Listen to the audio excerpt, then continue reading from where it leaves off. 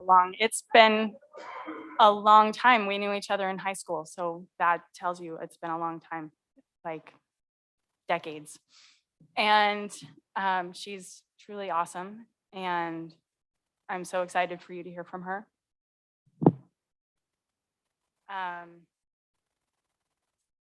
I have been so inspired by the students here in our area in CNAB who submitted their writing. They have gone through really difficult things. Some of them have done really hard things and overcome a lot of really challenging things, and they've written about those things as they've submitted their writing to the conference. We sponsor an anthology, and their pieces will be published in our anthology. You won't get to hear all of the pieces that they've written. Some of them are very long. Like, I think one of them was 4,000 words, and there was collaborative efforts between 4 friends who wrote a zombie apocalypse story together. And it's awesome that these kids wrote this story that could actually be a little novel. And if you want to buy a copy of that anthology, you can. Not today though, because you may have heard about a thing called COVID. And that made it so that it was really difficult to get a lot of things put together. And that's a tragedy too, because supply chain and all kinds of crazy things that made it so it wasn't actually able to be here today. So sign up on the sheets at the back of the table. When you're getting food to eat, there's a lot of food, please eat it at the end of the evening, and then sign up to learn about how to get the anthology when it's actually available. Because these kids worked hard and they did amazing things, and they want to tell you about it. I don't know if this thing is going to work for the presentation. We're really trying hard. But I'm so excited to share with you the work that these kids have done. We have 8 community essayists as well as Elaine to speak to you today. And without the slides, you just have to listen to me.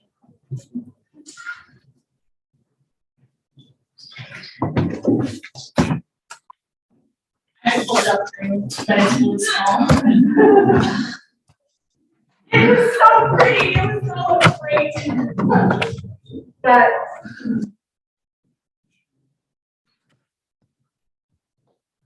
we do want to thank our sponsors and our funding partners from the National Endowment for the Humanities, from the CNAB Tourism Office. We've had sponsorships from Nature's Showcase here locally, from Honey's Market, from Glacier's Marketplace, the Clean Energy from CNAB. There's a lot of really great people who live here locally, and people who don't live here locally who make this conference happen. And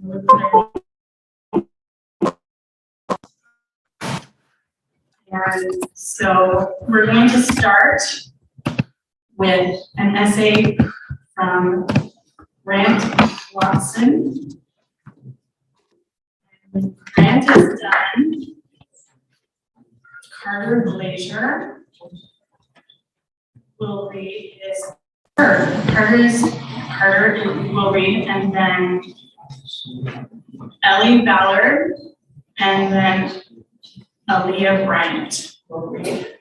So those 4: Grant, Carter, Ellie, and Aaliyah.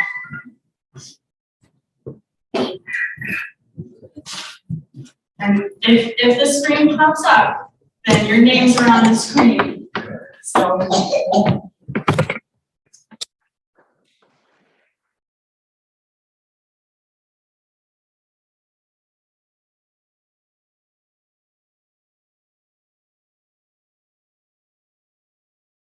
this page, or I just have to finish this scene, or I just have to do a little bit more.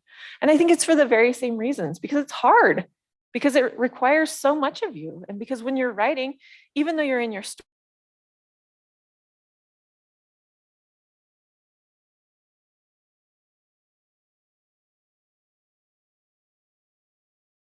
and this applies to other areas of life as well. My quick writing advice was given to me early in my career by a writer named Jeannie Mobley. And her advice was park on the downhill.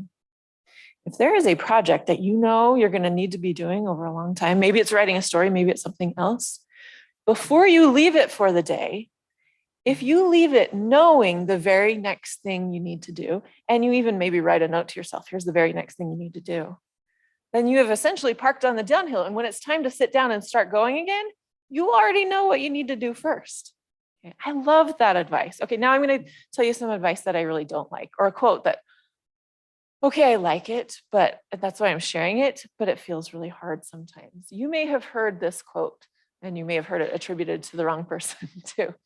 Here's what it says. Anyone who imagines that bliss is normal is going to waste a lot of time running around shouting that he has been robbed. The fact is that most putts don't drop. Most beef is tough. Most children grow up to be just people. Most successful marriages require a high degree of mutual toleration, and most jobs are more often dull than otherwise. Life is just like an old-time rail journey, delays, sidetracks, smoke, dust, cinders, and jolts, interspersed only occasionally by beautiful vistas and thrilling bursts of speed. The trick is to thank the Lord for letting you have the ride. So we are going to take kind of a meandering journey. This is going to be a talk about the journey. You are here, and here often changes. So since we're storytellers here, I would love to tell you some of my story. And of course, you can see the ways in which my journey matches up with yours. We will cover some of the stunning vistas, but some of the difficult parts too. So here we go. We're going to take it back now to 1987. Kayleen was telling you a little bit of how old I am. Here I am. Oh, this is like the number one picture I most wanted you to see. Here I am on the first day of first grade. I've got my little sack lunch. I am ready to go, right? No, I'm not ready to go. And it looks like there may perhaps be a drug deal taking place in the background. I don't know what's happening there. I just noticed that today. But there I am squinting at maybe my mom who is here in the audience, or maybe my dad who's going to watch the recording she's making later. But I was ready sort of, but not really. I was pretty nervous about first grade. First grade is going to school all day for me and having lunch there, which is packed in my little brown bag. And I was not totally sure until I met Mrs. Ibsen. This is my first grade class. There's my first grade teacher.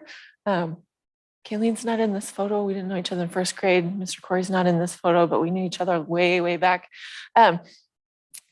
But here's my first grade class, and Mrs. Ibsen made all the difference.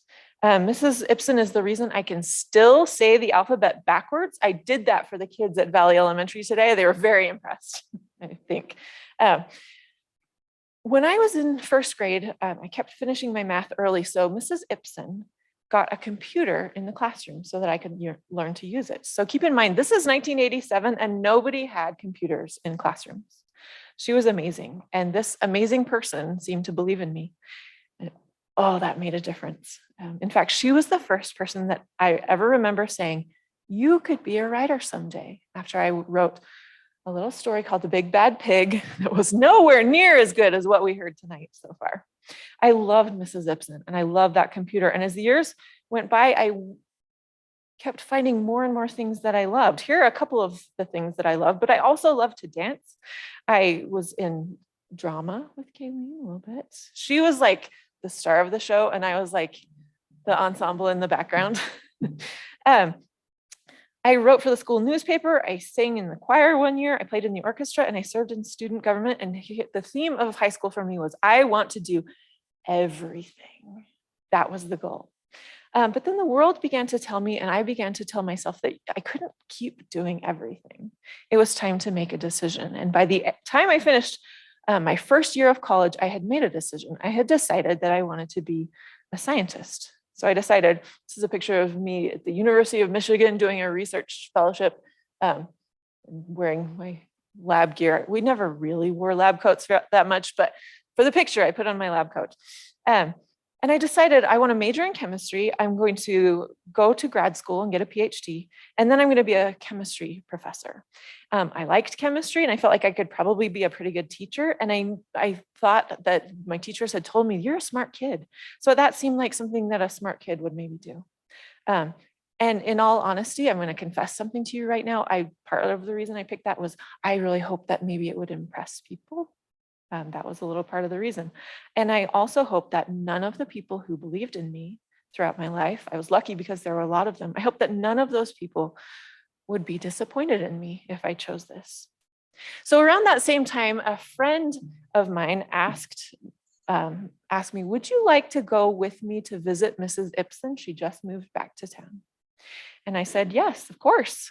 So we went to her home and she invited us in and we had such a lovely talk. She asked me, what do you plan to do with your life? And I told her all about my PhD scientist professor plan.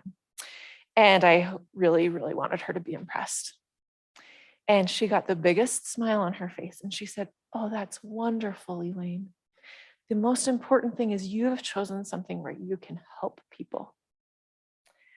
Well, I had a whole list of reasons for picking what I had picked, and it wasn't that until that day, but after that it was.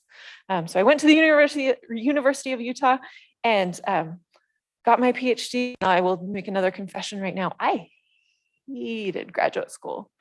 I was not built to work in a lab. I was built to work with people, and I hated it. The people were nice enough that I worked with, and the research was interesting enough, but I wanted to quit. You guys have talked about some challenges tonight. I cannot do with, what was the 360 kickflip? I can't do that. I maybe would have quit before I could do that. But for this, I thought, even though I want to quit, I'm going to keep going. And so I would go to the library and I would go to the science journals where I was supposed to be.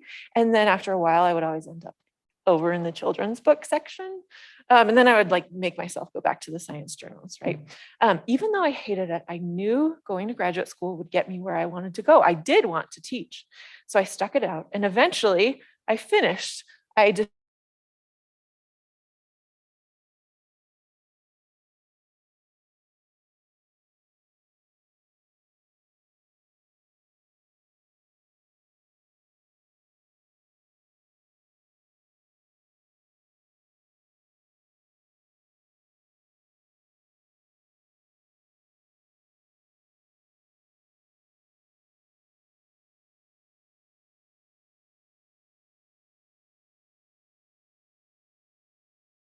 during graduate school. Well, imagine what happened when there were actual children in my house and lots of children's books, and they were asking me to read to them all the time. And the books were there every day. And you can maybe see where I'm going with this. There was this part of, inside of me that still wanted to do everything. And that part of me started to whisper, if you love reading these books so much, why don't you try writing one? And the whisper of Mrs. Ibsen's words came back too. You could be a writer someday. And that made me believe even more. So I started. I went to my first writing workshop in 2009. This is another confession. As an illustrator, for a hot second, I thought maybe I could be an illustrator. And at my very first writing conference of all, I heard this guy speak. His name is Rick Walton. He's written so many books. He's passed away now, but here was his number one advice that he gave at the very first writing conference that I ever went to. Here's Rick Walton's advice to those of you who are writers. Quit. Unless you can't. Then do the work, no exceptions. There have been times when I wanted to quit, but I remembered, no. And there was still that something in me that said, no, you can't. You really can't. This is something that you need to do. So I had learned to work after all those years. So that's what I did, do the work. All right, I will do the work. So I went back to my office. We're going to pretend it looks like this. And I wrote my first middle grade the next year in 2010. And I started meeting regularly with a writing group in 2011. And all this time I was working. And in 2013, I got an agent. And if, for the writers in here, you know that that is a big deal and a pretty great feeling. And I thought to myself, now I've made it. It is going to be smooth sailing from here on out. And you know where I'm going with this. Of course it wasn't. And she tried to sell that book and nobody wanted to buy it. And so I wrote another book and she tried to sell that book and nobody wanted to buy it. And here's my one name drop story that I'm going to tell tonight. They had these agency retreats where we would get to go and spend time with other writers. And they were just really wonderful. You know how wonderful it is, those of you who are at the conference, to spend time with other writers. And one of the guests that they had one year was a guy named Arthur Levine. Does anybody know who that is? If you go home and you look at your Harry Potter books, if you've read Harry Potter before, on the spine of the Harry Potter book, it will say Arthur Levine. And he was there. And I was so nervous. And I was like, maybe I'll talk to him at some point, but probably I won't. And I was just way, way too nervous. Well, one night after dinner, they had this big room, about the size of this room, and people were just kind of gathered around playing the guitar, and then people would join in and sing. It was very lovely. Then there was this cool old piano in the corner. And I said to my friend, why isn't anybody playing the piano? And she said, well, I don't know. Does anybody play the piano? And I play the piano, but I had hoped like someone else will go do that. And I said, well, I haven't played for a long time, but I think I could still play my very favorite song that I loved to play all the time in high school. I think my parents probably got sick of it, was Bridge Over Troubled Water. And so I said, well, I think I can remember how to play Bridge Over Troubled Water. If somebody will sing, I'm not just going to play it by myself. Arthur Levine said, I can sing Bridge Over Troubled Water. And it turns out that Arthur Levine has a really beautiful voice. So I went to this beautiful old grand piano in the corner and my hands were shaking a little bit. And I started playing those opening chords and then I settled down a little bit.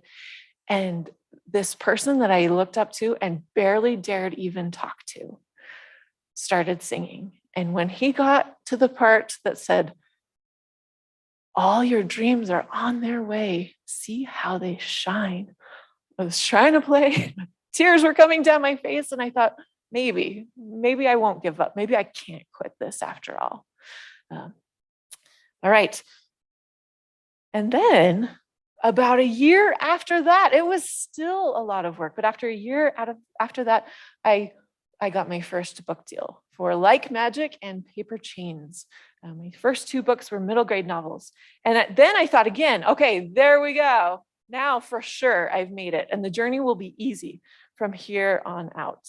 One of the things that you get to do, especially if you've been working really hard for a long time and it just hasn't been working out, but when you finally get your book published, you get to have what is called a launch party.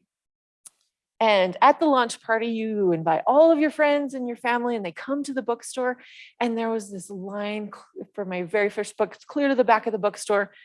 It was one of those stunning vistas on the old time rail journey. It was absolutely worth all of the hard work. And I was signing books for people and just so thrilled and so happy. And this is a part of my school visit presentation that I do sometimes. And the kids are so good at this. Let's see if you are as good at this as the kids. I signed someone's book and gave it back to them. And I looked up to see who was the next person in line and who was it.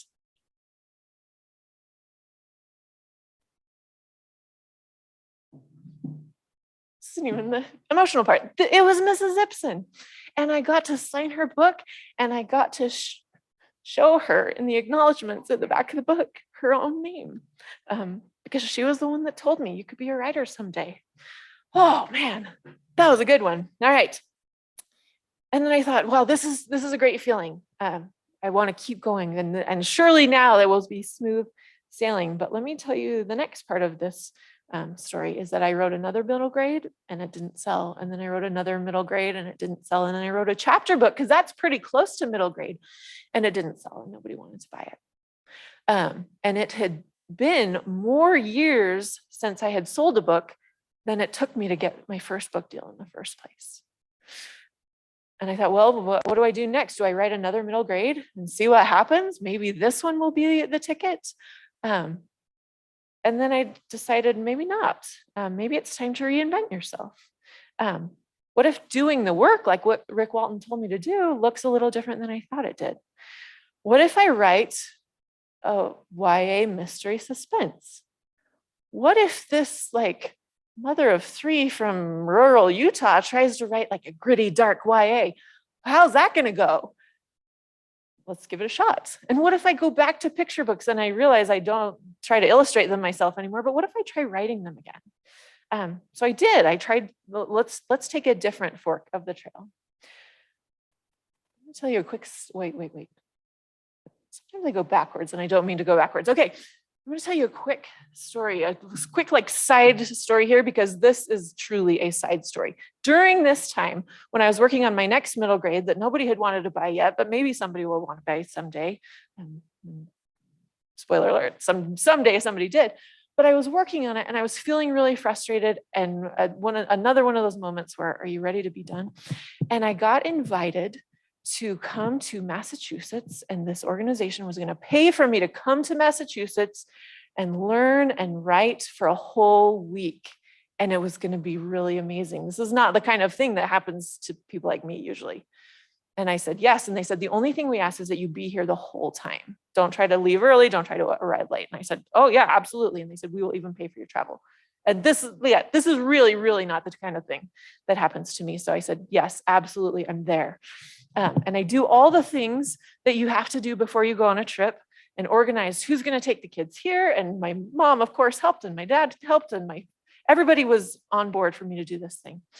And I had to wake up really early and drive to St. George to fly out. And the cheapest way, I wanted to save them money. So the cheapest way was to go like United through Denver one way and American through Phoenix coming back or something like that.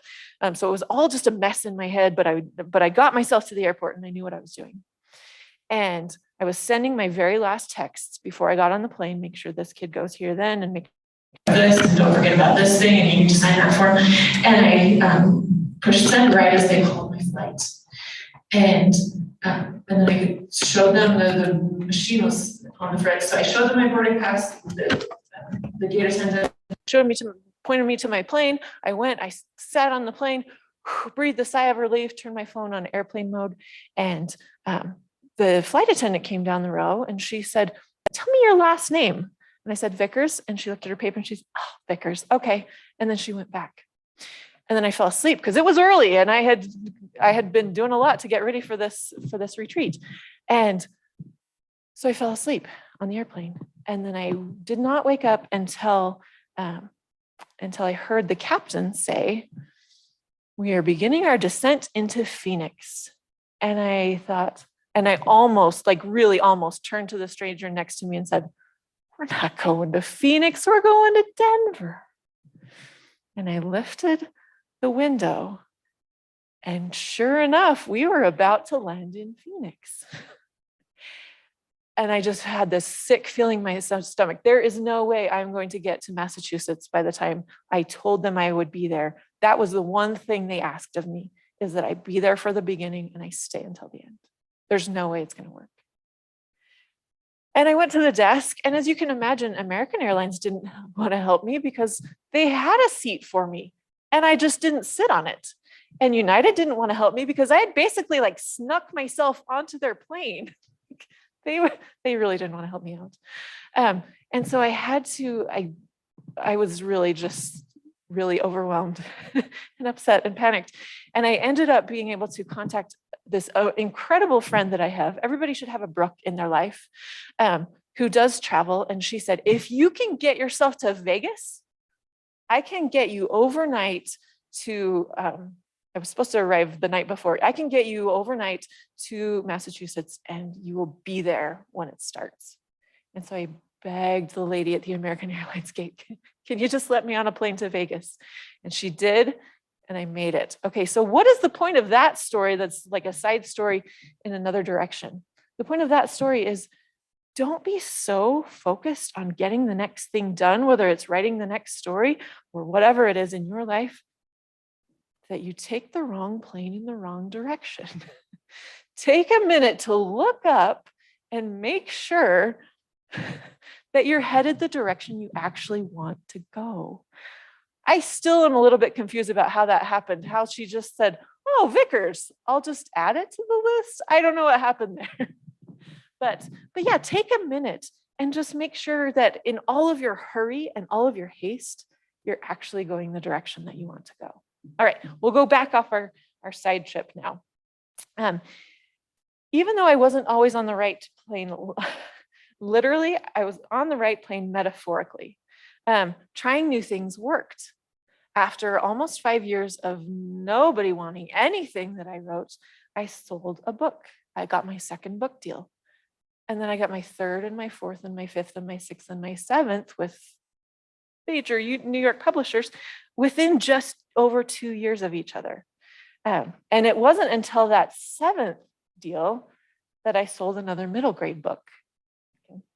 And surely now at this point, now that I've got 7 of them, I've made it? No, is anybody old enough that they remember the movie Cool Runnings? Yes, okay, about the Jamaican bobsled team.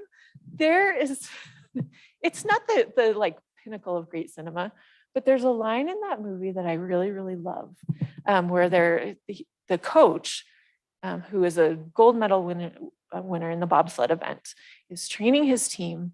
And he says to them, if you're not enough without the gold medal, you'll never be enough with it.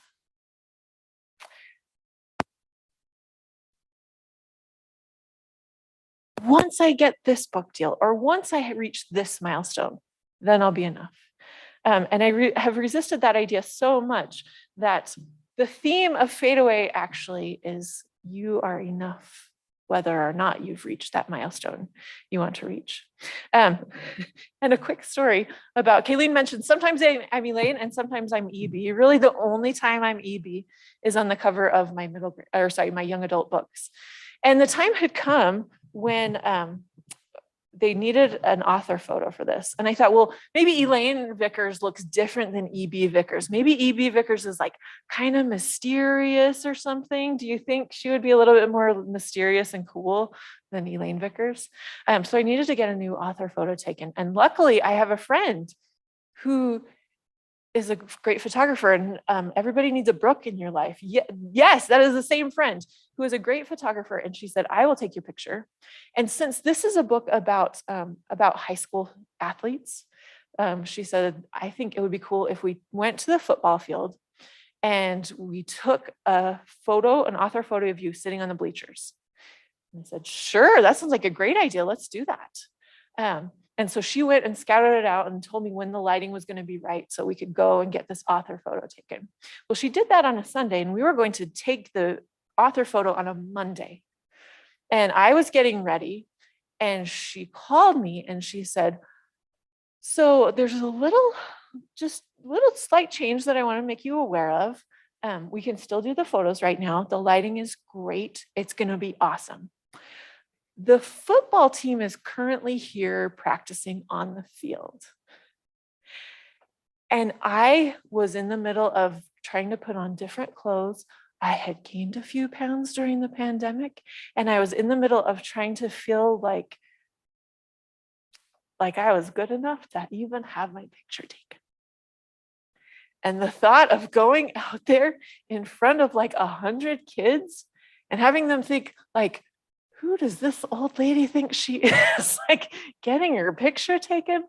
I just about told Brooke, like, let's do it another time. I don't know about this. Even though the whole point of the book I was taking this author photo for was you're enough just as you are. So luckily she really is an amazing friend and said, no, you're going to look great. I'm going to make you look great. You've maybe seen this picture around town. It is a testament to her as a friend and as a photographer and as a human being that I did feel great. Yeah, there were 100 kids and they were probably like, who's that old lady getting her picture taken? But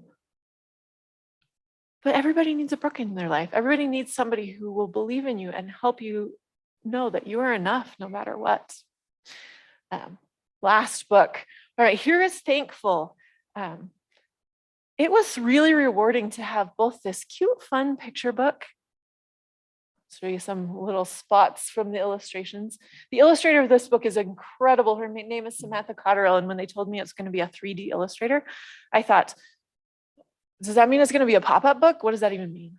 But what she does is she builds the sets and the characters, and she makes every single link of that little paper chain, and she lights it. There's even a little bulb in that lamp, and she takes a picture of it, and that becomes the illustration for the book. So this book is obviously very, very different than Fade Away, written by the mysterious E.B. Vickers. And trying to promote both of these books in the same year was a lot. And while I was and I remain extraordinarily thankful, sometimes I was overwhelmed. So I decided that what I needed in my life was a little bit more Zen. And so I started this course on mindfulness and meditation, this online course. So I thought, like, this is going to help. This is going to help me be a little bit more just calm and peaceful in my life. And one day after I had launched this book and it was out in the world, but there were still all these things that I was supposed to be doing to help it be successful. And I had just started a new semester and that was going pretty well, but there were some bumps in the road. And I got home and I thought, okay, what I need to do right now is I need to do that mindfulness and meditation class, and that's going to help me. So what is the next class? And I looked at the title of the next class, and the next class was called The Mountain. And I thought to myself, so help me, if you tell me I have to climb a mountain right now, I am going to lose it. Which shows you how much I know about mindfulness and meditation. But what we're going to do just for a minute here that I think will help us rise above, we're going to do a very quick version of this mountain meditation because I think it does tie into our theme of rise above. So this is from a gentleman named John Kabat-Zinn. So here's what I want you to do. Just play along. You will get out of this what you put into it. If you go with it, it's going to be so much better. Okay, so what I want you to do is I want you to sit in a way that is comfortable to you.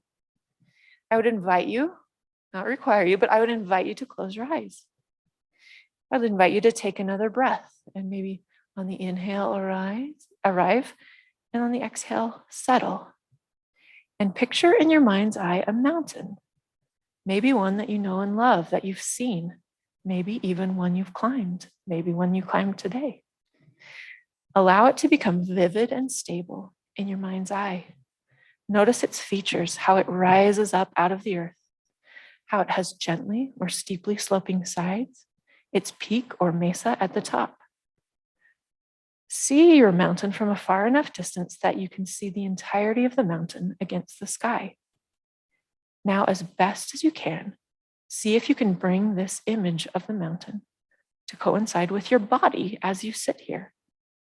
Your stable base is the base of the mountain, rooted in the crust of the earth. Your limbs and core are the sloped sides of the mountain. Your neck and head, the lofty peak. Sit here for a moment as the mountain with no separation. In your mind's eye, feel the rootedness to the earth, the grounding, the solidity and stability. Feel that in all the areas of your body, from the base up the sides, and all the way to the peak. One of the virtues of the peak is that on a clear day, this perspective is panoramic in all directions. See if you can actually feel that as you sit here. On a clear day, in this moment, you have that vast, inclusive, open, spacious perspective in all directions. And you are completely at home. You completely belong. You are enough just as you are. Of course, the sun is moving across the sky, the light is changing, and eventually night comes and the stars emerge. Likewise, the seasons change from winter to spring to summer to fall, and through it all, the mountain just sits. Tourists may come and they may be disappointed because maybe it doesn't look like they thought it would from the postcards, or maybe the clouds are there and they can't see it at all.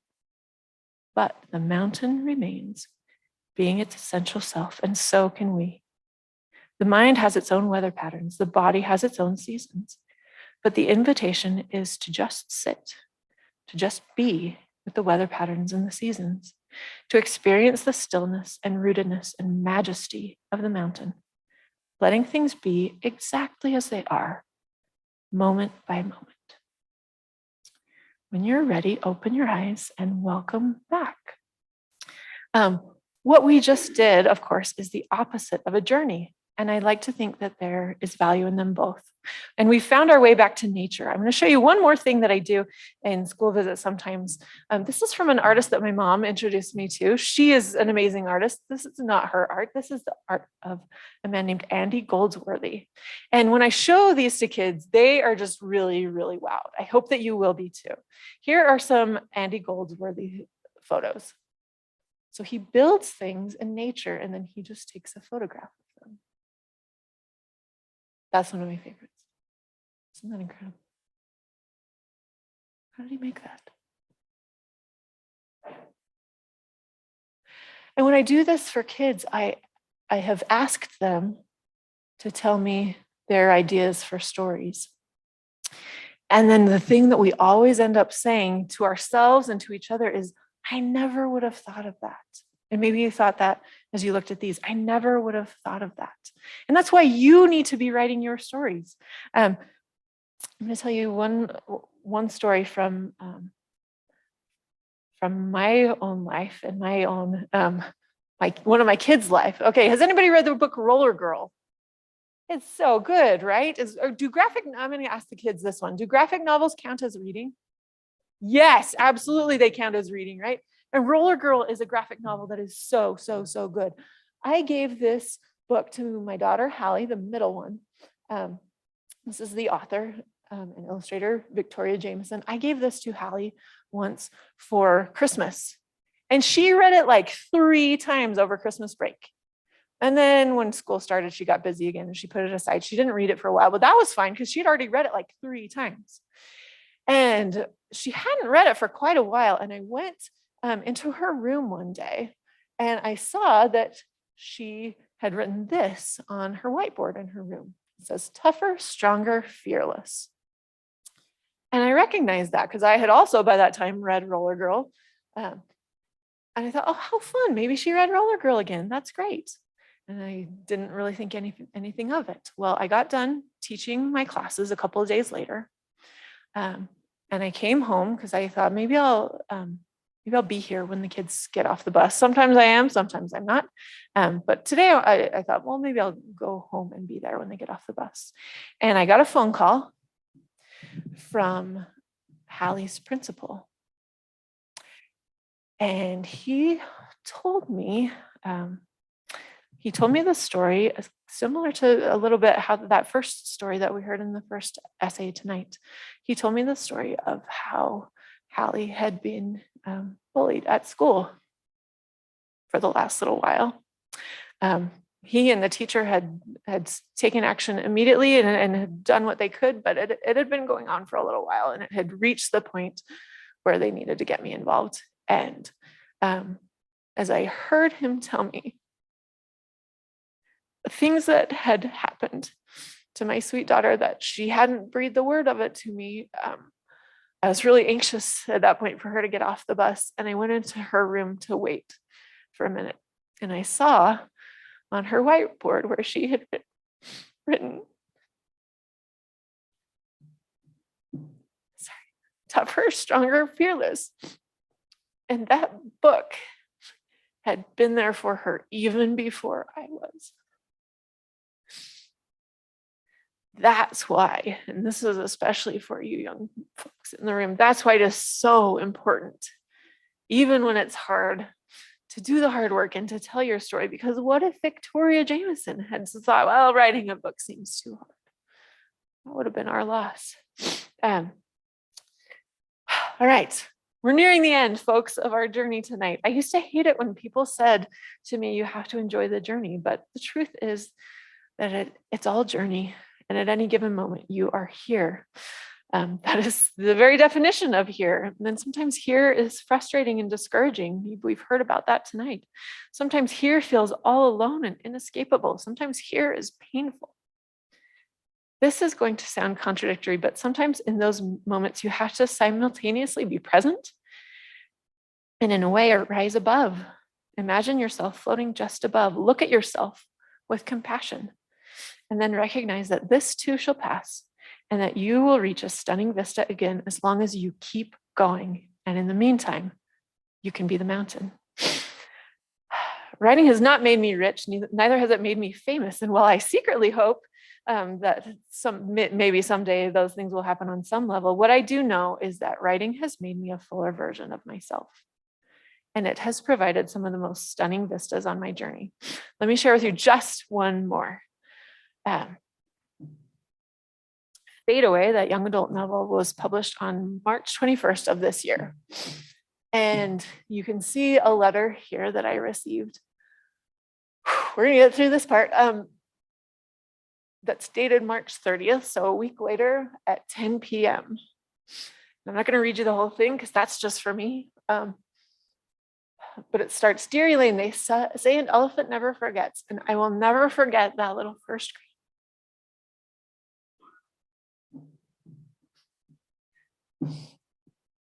And then at the end, she says, "Congratulations, my dear Elaine. I love you with all my heart, Mrs. Simpson." Sorry. What a gift to me and to so many that she lived her story so fully and so beautifully and so generously. I immediately responded to this letter and said, "I would love to come visit you again." And I didn't hear back. And not long after, I heard that Mrs. Simpson had passed away. But what a gift to me and to so many. This is one of my favorite lines of poetry in all of poetry, which is a big category. Tell me, what is it you plan to do with your one wild and precious life? There have been times in my life when this quote has kind of stressed me out. That's a lot of pressure. What am I going to do with my one wild and precious life? I'm going to read it for you really quickly. I need to back up and say, I love the word wild here. And my same friend that did the arrive and settle breath that taught me that trick said this to me one time: trust your own wild goodness. I think sometimes we get an idea that to be good is to do everything just right and to kind of hold back and be buttoned up and meet everyone else's expectations of what we should be. So I love the wild here. Trust your own wild goodness. That wild piece within you, that is your goodness too. I want to read to you just really quickly, we're in the home stretch here. The official about the author for Like Magic includes this line: she always wanted to be a writer and teacher, except when she wanted to be an architect, an artist, a pediatrician, a judge, or a famous actress. I should add Olympic gymnast in there, even though I never did gymnastics. Man, I wanted that. It wasn't that I wanted to be all those things sequentially, that I passed through them all in phases. I wanted to be all of those things at the same time. And I felt the weight of that. How will I ever be everything that I want to be? How will I ever do everything I want to do? See all the places that I want to see? I still feel that. And I think that's how I ended up as writer / scientist / teacher / mother. A few years ago, I was reading a novel when this line stopped me dead in my tracks. This is from Jonathan Safran Foer's Extremely Loud and Incredibly Close. Sometimes I can hear my bones straining under the weight of all the lives I'm not living. I felt that, and I feel that so acutely. And I don't share that because I think it makes me unique. I share that because I think we all sometimes feel that straining of our bones. I look around this room and I see teachers and librarians and authors who are also parents and business owners. And I see kids who are students, but they're also athletes and musicians. And I think we're all still asking ourselves the questions when we've been asking since we were young: how will I ever be everything that I want to be? How will I do all the things I want to do? How will I make the most of my one wild and precious life? I don't know that I found the answer, but I will share with you the very best answer that I found. And it's the reason that we're gathered here tonight.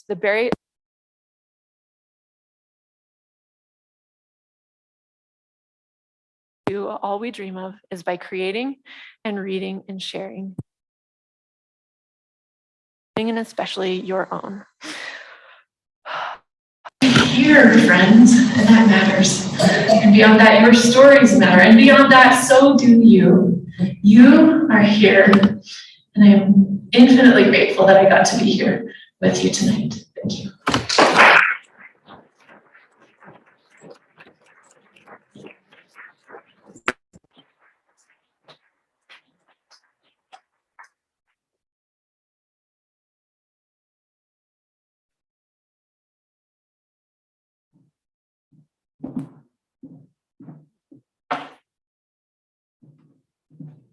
I am so glad that Elaine was able to talk to us. She's so inspiring. I'll take just a second for this to recognize my computer. We have 4 more essays from Allison Corey, Charity Bowman, Takara Martinez, and Mary Button. And then, where'd we go?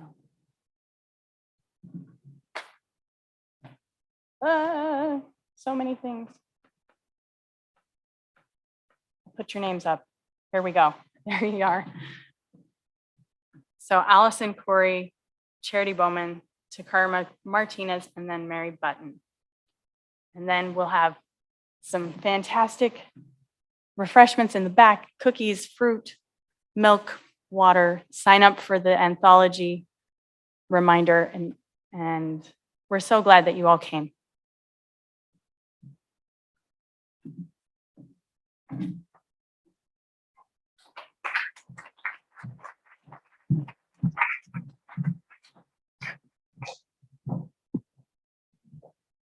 So our story is a combined story.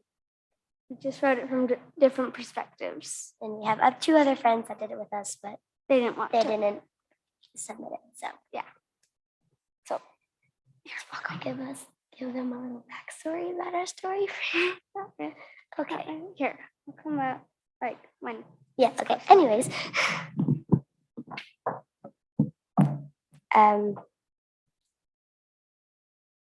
When I woke up, everyone was awake and When I woke up, everyone was awake and Veronica was on a phone call. When she was done, she said, "I don't think I'll be going home for a while." She told me something went wrong. I don't know if it went bankrupt or we'll have to move out, but then she started crying. She looked scared too. We all didn't know what was going on until we went upstairs. So supposedly, Veronica's dad and his team started the zombie apocalypse. First thing her dad did was call Liliana's dad. Then after that is when we found out the experiment had gone wrong. That much was very true. He started out by saying, "Veronica, there's something wrong with the experiment he found. Something happened to your dad." "What happened?" said Mara, looking confused. "Yeah, is it like the zombie apocalypse?" asked Liliana jokingly. "Actually, that might be pretty close," Liliana's dad replied. "No, it's not like that. It's more of a virus. More than deadly. Past that, they start over, and they are carnivores," said Veronica. Amara looked up from the ground and said, "So what do we do now? Is there any way to she paused, "stop them?" About 2 hours later, or a little while later, Veronica said, "Yeah. Oh, I got it. Water. They can't swim. If we dump them all into an ocean, it will be over in seconds." I frowned. "So even if there's one left, it'll spread?" I could feel the blood rushing to my face. "Yeah, it would take a while, but yeah." Veronica's face lit up. "We could get some people who know how to fly a helicopter and attach a net to it and fly them all into the ocean." We all stared at her. "What? I'm brainstorming." We all shrugged and continued to argue about what to do. I saw Veronica staring blankly into space. I couldn't even imagine what she was going through. I saw a single tear fall down her cheek, but I could tell that there were more. Amara was staring at Veronica. "What do you think?" Amara said, tilting her head. Veronica replied, "About what?" "About our plan," Liliana said with sarcasm. "The helicopter plan?" Veronica mumbled loudly. "Yes, the helicopter plan," I said. Veronica said, "Oh, and how are we going to get them into net, huh?" "Plan 1," I said. We find an animal and lure them in. I said, or we do the worst plan possible. We sacrifice one of ourselves. Yeah, like that's gonna happen, Veronica said sarcastically. We're serious, Liliana said. Look who's mature now, Veronica chuckled. I'm willing to sacrifice my life if it means saving you guys, Amara said. Okay, first of all, where are we going to find a helicopter, I asked. Amara said, I know a place. My mom's friend is a government official. He owns a helicopter. The thing is, we're going to have to steal it, She finished. Suddenly, a loud bang erupted through the house. My heart dropped. Liliana's neighbor barged in. Her face was ripped and torn and flailing everywhere. Help me. Run. She mumbled the word brains. And all of us ran into the backside door. Liliana's neighbor chased after us. She was very fast. On her way out, Amara grabbed a pan and threw it at the zombie's head. Thank goodness that she played softball. The pan clanged against her skull and knocked the zombie out. We raced to my car and shut the doors tight. I pulled the keys and started the car and raced out of there as fast as the car could go. Taylor was screaming. We were all sobbing. Oh my gosh, what was that? Amara screamed. I don't know, Liliana said. Taylor sat in Amara's lap. She tried to calm her down and said, it's okay. Everything's going to be okay. I promise, into her ear. I could tell that she's on the verge of tears. She had just lost her mom and hopefully not Taylor too. She hugged her close to her heart. Maybe a small whimpering from underneath Amara's seat. I heard a small whimpering coming from underneath Amara's seat. It sounded like an animal. A dog, maybe? Is there a dog in my car? I reacted. She reached under her feet to find a furry animal nesting in a tiny little ball. Hey there, buddy, Amara whispered. It licked her and crawled out from under the seat. It was a girl. She had a collar. Mochi, she said. She let Taylor climb back onto her lap as Mochi climbed onto her lap. Mochi was shaking vigorously. She looked like a terrier, maybe a short-haired Yorkshire Terrier, is my guess. Amara said. Taylor cooed at the dog, and she reached her hand out and tried to pet it. Mochi barked and growled. I didn't see what was going on very clearly, but I could tell she didn't like Taylor. Why doesn't she like me? Taylor pouted. I don't know why, I said. Taylor screamed as I ran over an infected one. How'd you get your driver's license? Liliana said without seconds. To be honest, I haven't got a clue. I laughed. Look out, Veronica shouted as a man stood in the middle of the road. Although he didn't seem infected, I cracked the window as a man walked up and screamed, Let me in! Let me in! He shouted and reached through the window crack towards my head. I was terrified. We all screamed and shouted in the road, Infected! He's infected! At each other. I speeded down the trash road. Okay, new rule. Don't trust anybody. And definitely don't pull pranks because I'm not afraid to whack you with my pan again, Amara declared. My pan, Liliana corrected. We all had that. Really, now's not the time for jokes. Look.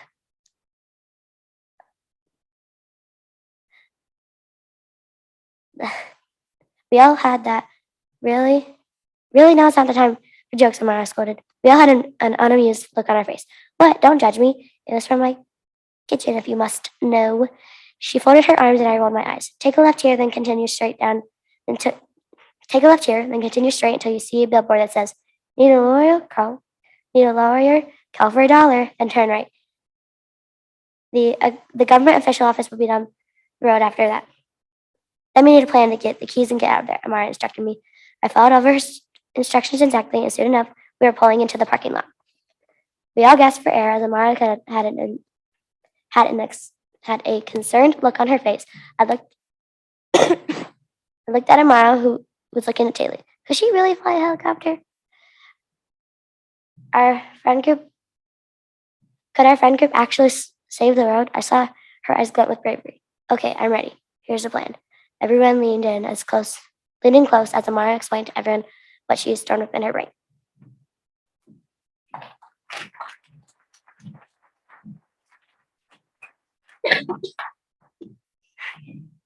Huge stage fright, so. All right. Yeah. Okay. Hey, Amara, are you okay? Asked a police officer guarding the facility. Hey, Billy, Amara said as she motioned for Taylor to go in from behind. As he said, the experiment went pretty bad, huh? I scowled and opened my mouth to say something, but Amara jumped in, saying, "It was very untested." He cocked his head, searching all of us. Huh. What are you doing out here anyway? Taylor gave her a thumbs up from behind the desk. I was just worried about you since we got that call, but I guess you're okay, she said as Taylor scurried toward the door. Amara smiled, and I could tell that it was partially true. Is that Taylor? He asked suspiciously. Yeah, she really had to go to the bathroom, and I guess you didn't see her go to the back. Sorry, she lied, and I cringed. She was not good at lying. Okay, he said. Sorry for doubting you. He looked past us and said, Is that your car? The car was very, very bumped up. We turned and slowly walked out the door, and as soon as it was closed, we broke into a run, Taylor leading the way, and I realized how fast she was. I was a few feet behind everyone and realized how useless it was having long hair and not pulling it back. We piled into the nearly broken car and drove way over the speed limit. As soon as we saw the helicopter parking lot, if that's a thing, I could practically hear Amara's heartbeat. Danny turned to her, going slower now. Are you sure you want to do this? And can you really fly that? Amara smiled nervously and said, Probably. Danny's eyes widened as her face morphed into a forced smirk. Danny slapped her hand against her face, slowly dragging it off. All right, Amara said. Are you ready to save the world? Everyone nodded or said yes. Tears burned my eyes for no literal reason, but I turned to everyone and said, If we don't make it, I want you to know that I'm glad I met all of you. Amara smiled and opened her mouth to say something, but Lily burst out, Even me? I smiled, Even you. She smiled back. I looked down at the dog in my lap, especially you. Mochi licked my hand and jumped off the seat, and the helicopter started going into the air. She slipped out of the still open door into the net, drawing the zombies. Everyone gasped as Taylor jumped in after her. The dog didn't even like her. Why would she jump in? Crowds of zombies were beginning to gather, and they were all slowly coming toward us. Taylor was climbing back up the net into the helicopter with Mochi. Taylor reached out her hand and she grabbed Mochi. Then Taylor slipped and grabbed hold of the rope only feet above the infected. Without a moment's notice, Liliana jumped into the back and grabbed a super long rope ladder that no one noticed except for her. She threw it out of the helicopter, and it was just out of reach to Taylor. Even from the helicopter, I could see the rope slightly above her and the net below her where some zombies were climbing. She screamed as she inched upward, and one of the infected grabbed her foot. She kicked it with her other one and continued up the rope. She climbed very quickly and got back into the helicopter. She ripped some of her sleeve to wrap around her hand, which had a little cut. She climbed. Oh, yeah. That dog is worth it, she said. We all smiled. The helicopter jolted up as the zombies were released into the ocean. Loss of weight, I guess. Most things in the small room broke off and started flying around, banging on every surface. Anyone who didn't want to die got on the floor. There was yelling as the world turned upside down and a blaring sound filled the room. I could feel the helicopter falling.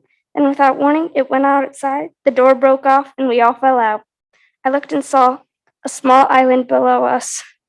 I thought that was my last moment was coming.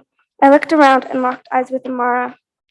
She said something, but I couldn't hear. The world went black as the ground came closer. I could hear the waves, and the salty mist brushed against my cheeks. The sound of seagulls and waves crashing pulled me out of a dazed dream. The long days in the sun had burned my skin, and I looked next to me and saw a figure with long chocolate hair spread across the sand. It was one of the unconscious people. I couldn't really tell who. Then the world went back again.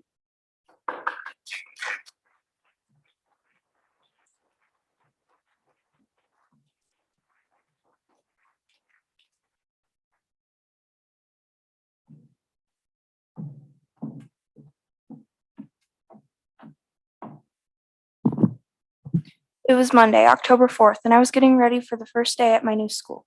Me and my mom live alone since my dad died, and we move around a lot. The reason I left my own school was because the kids at the old school didn't really accept me, and I got bullied a lot. But that was okay. I just hope it doesn't happen at the new school. Hayden, you're going to be late for school. Hurry up, shouted my mom from downstairs. Coming, I replied, and I grabbed my bag and ran down the stairs. Come on, let's go, my mom said, and I got in the car and sat in the passenger seat. So are you excited, nervous? My mom questioned. A little bit of both, I responded. The rest of the car ride was just conversation about my classes and my schedule. We finally made it to school. I was about 5 minutes late. Great. Late to my first day of school, I thought, slightly annoyed. I got to class, sat down. The teacher was calling roll. Anna Linder, the teacher shouted. Here, yelled a girl from behind me. Landon, never mind. Here. Haley Brown. Haley? I completely forgot that was my name. No one's called me that since. Haley! Here.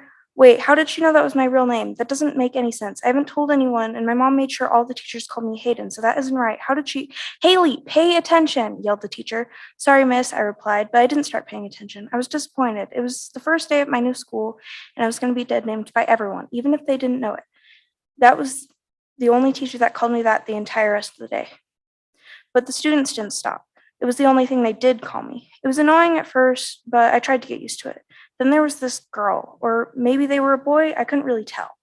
But they called me by my real name. It was great. I automatically felt comfortable with this person, and I didn't even know their name. But they shouted, "Hey, Hayden, you're new, right? My name's Aoi. It's nice to meet you." It's nice to meet you too, and yeah, I'm new. That's great. Do you want to be friends? Yeah, that'd be nice, I replied, giving a huge smile. That's great. Maybe you could come over to my house after school? Aoi questioned. I would if I could, but I have to help my mom unpack. Maybe tomorrow, though? Okay, that's fine. We continued to walk and talk, and we figured out we had a lot in common. I feel like I've already made a best friend, and I've only known them for 15 minutes. We kept talking until ding! Well, that was the lunch bell. Talk to you later. I said, yeah, of course, they responded, and I walked into my next class. I finished the school day off, and there was my mom sitting in the pickup line. I hopped in the car, and she asked me how my day was. I gave her the same huge smile that I gave Aoi earlier. I made a new friend. Their name is Aoi, and they're super cool, I half shouted. That's great, replied my mom, almost as excited as I was. And they were wondering if I could go to their house tomorrow, if that's okay with you. I don't see why not, she responded. As soon as we got home, we got to work finishing unpacking. My mom helped me unpack my room, and it was amazing. There was a desk and a 4-poster bed with black fabric hanging down from it. My room was upstairs, and it had an amazing view from the big window next to my bed. It also had a staircase that led up to a loft room, which I had decorated with flags, posters, and plushies. It was the best room I had ever had. I loved it. Spent the rest of the day chilling on my phone, hiding away in the loft room. Then I accidentally fell asleep on the loft.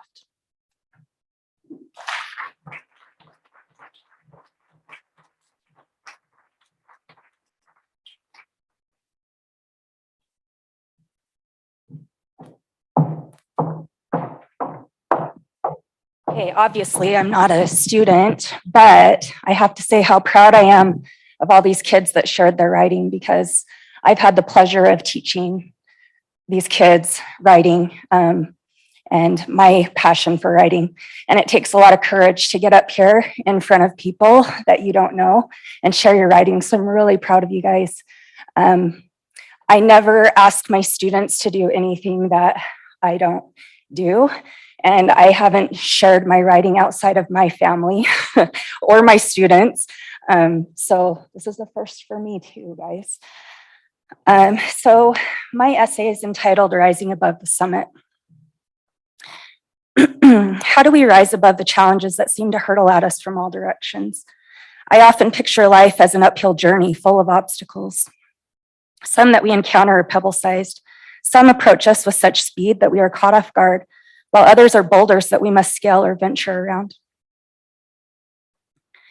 There are many ways to rise above that which sometimes feels too much to bear, but my experiences have taught me to allow myself to feel the pain, yet choose to press forward. I've also learned to share my experiences with those on a similar journey and to follow the example of others who persevere through their own challenges as well. Some may wonder, is there hope of ever seeing the spectacular view from the summit after the grueling climb? Rising above has more meaning than simply moving on or pushing the pain to the furthest recesses of our minds. The only way to rise above that which weighs us down is to face it head on, and while experiencing that pain, press forward with the hope that we will find joy once again.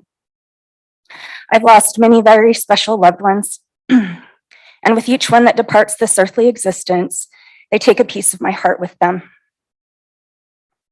It isn't always easy to get up and continue on with life, but I allow myself to grieve, then straighten myself back up, dry my puffy eyes, and throw myself back into life. This doesn't mean that from time to time the pain doesn't return with a vengeance, but I have accepted that the pain and sorrow are part of my journey to the summit. It is all right to stop and let the clouds clear, then continue on when we can see a little more clearly.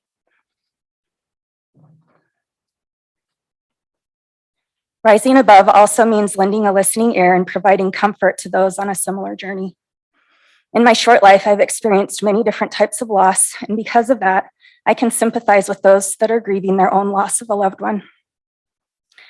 There never seems to be the right choice of words to offer, but knowing that we are not alone in our journey speaks louder than any words.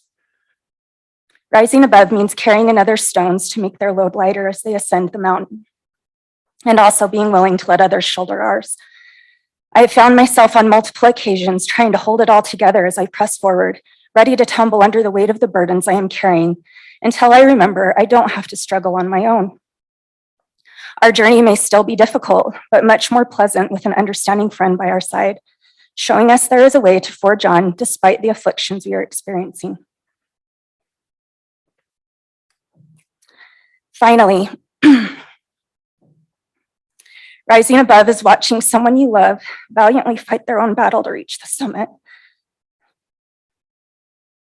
I watched and cared for my mother-in-law as she courageously lived out her final days on this earth. I admire her example of perseverance and acceptance that her journey was almost through. She carried many stones throughout her life, but knew when to set them down and how to find a way around those in her path. She knew that there was joy to be found in the journey, despite what was thrown at her. Her thoughts on this very subject will resonate with me forever as I endure my own struggles throughout this life. She remarked, "Life is a test, a struggle. There is joy. You just have to recognize and treasure those fleeting moments." She has finished her journey and made it to the summit, where I am sure she looked back on her trek as a road full of beautiful heartbreaks that finally led her to a spectacular view.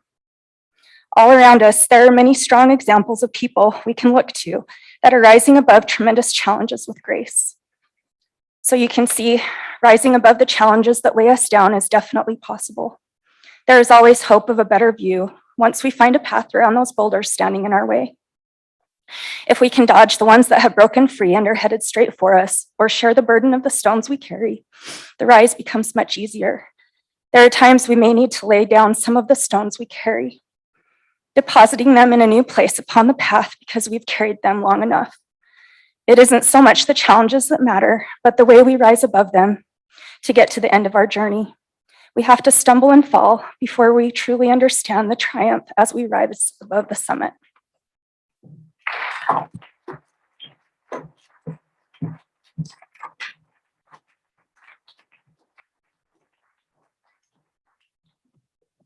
Thank you to all of our essayists. You weren't able to read all of the pieces because of time, but please sign up to receive an update about when the anthology becomes available so that you can see the whole piece. And if you're a conference attendee, you'll receive an email anyway because I like to email you. So that's just something that's part of the package. But have some refreshments, go look in the bookstore, buy Elaine's books, buy our conference. There's a lot of books over there, so just go look at the bookstore. And thank you for coming tonight. It's been a true pleasure to have you here with us.